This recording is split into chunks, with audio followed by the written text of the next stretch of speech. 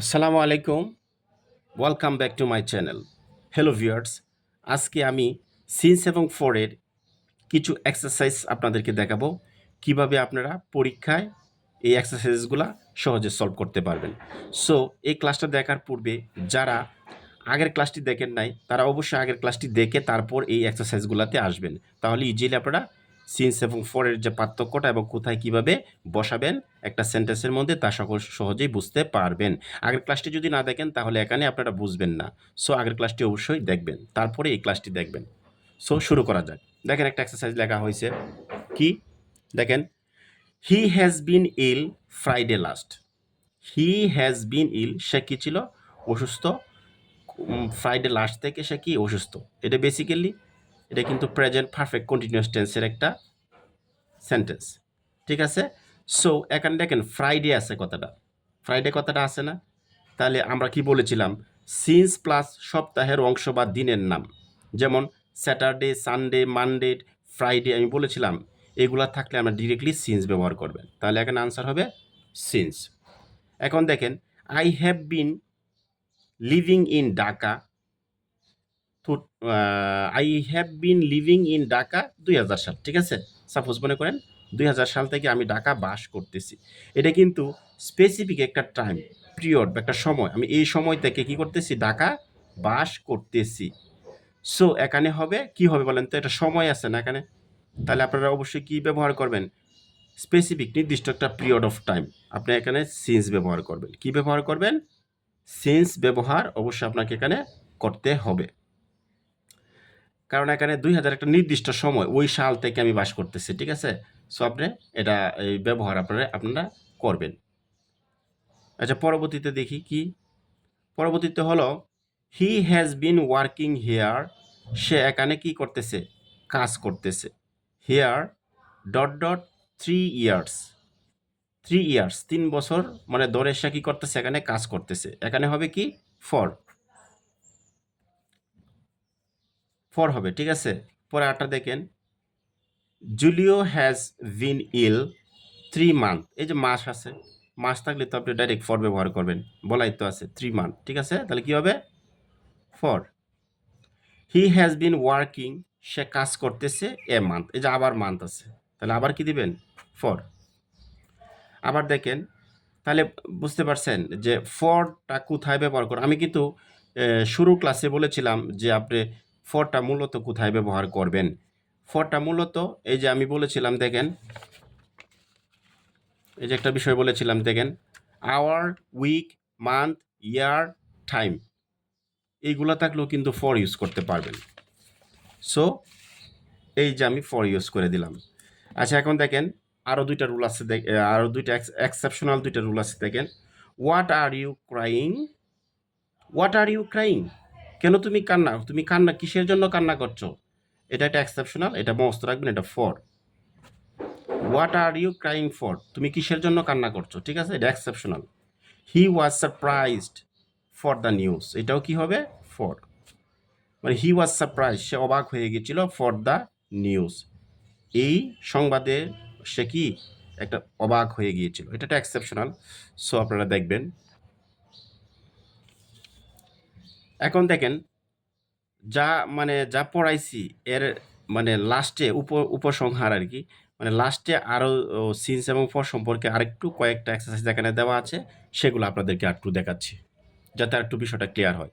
Since হলো starting point of time, মানে একটা সময়, ঠিক আছে, আপনি স্টার্ট করছেন, শুরু করছেন, ঠিক আছে। সো শুরু করার সময় থেকে যদি বলা হয় তখন আপনি অবশ্যই সিন্স ব্যবহার করবেন। কিভাবে? উদাহরণ দেখেন, I have lived here since 2020 সাল, ঠিক আছে।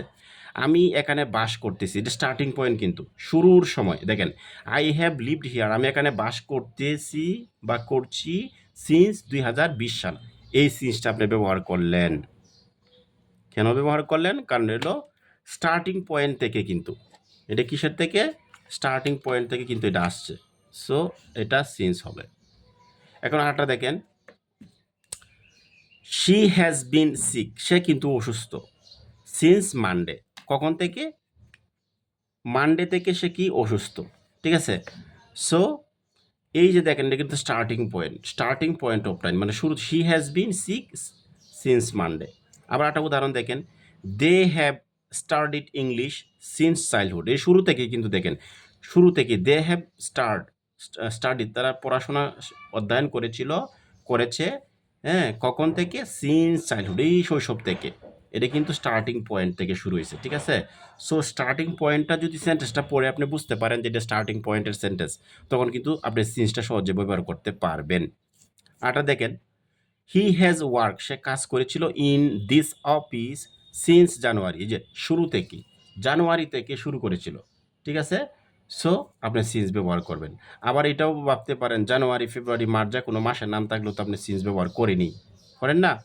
তো এটাও তো মনে রাখতে পারেন। আবার যখন স্টার্টিং পয়েন্ট মানে শুরুর পয়েন্ট, শুরু, কাজটা শুরু করেছিল, তখন আপনি এই সিন্স ব্যবহার করতে পারবেন।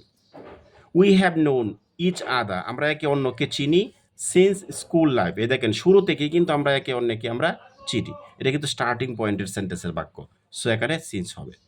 এখন দেখেন ফর কখন হবে, এটা ডিউরেশন অফ টাইম। ডিউরেশন মানে আপনার এই সময়টা যে শুরুর সময় হবে না, ঠিক আছে?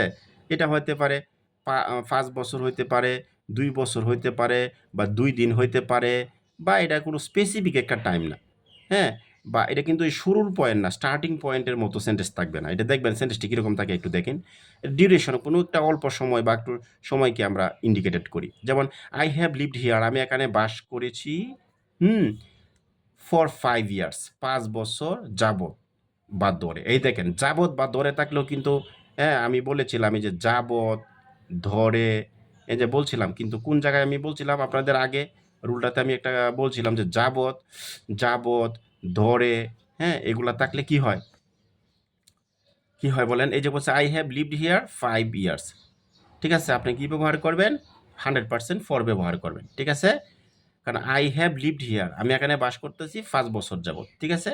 হয়ে গেল।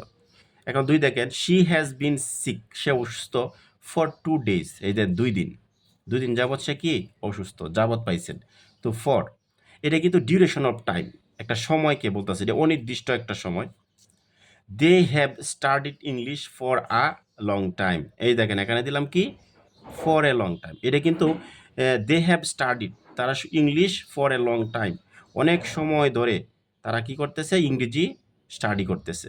সো এখানে কি ফর হবে। আরটা দেখেন, হি হ্যাজ ওয়ার্ক, সে কাজ করেছে in this office for 6 month.